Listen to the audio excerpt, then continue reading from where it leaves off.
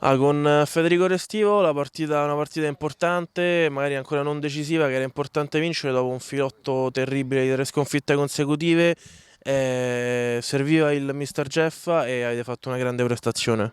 Sì, sicuramente l'avevamo preparata benissimo, cioè eravamo carichissimi per sta partita e abbiamo fatto una vittoria importante, come hai detto, dopo delle brutte sconfitte dove era mancato appunto il solito Mr. Jeff con voglia e determinazione.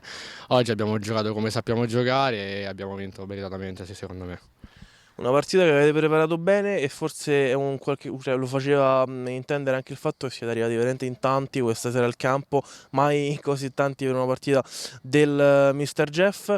Partenza da sogno, 3-0 dopo un quarto d'ora, poi si è spenta per 10 minuti la luce e l'avete riaperta. Avete avuto paura di poterla buttare al vento?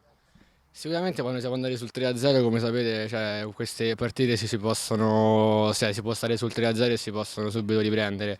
Eravamo andati immediatamente in vantaggio perché l'avevamo comunque, come detto, preparata bene, l'avevamo affrontata subito bene, poi ci avevano ripreso, avevano fatto quei due gol, avevamo un po' temuto perché comunque loro sono una grandissima squadra che lottano ovviamente per i playoff e stanno nei playoff, poi l'abbiamo chiusa e l'abbiamo alla fine gestita su questo risultato.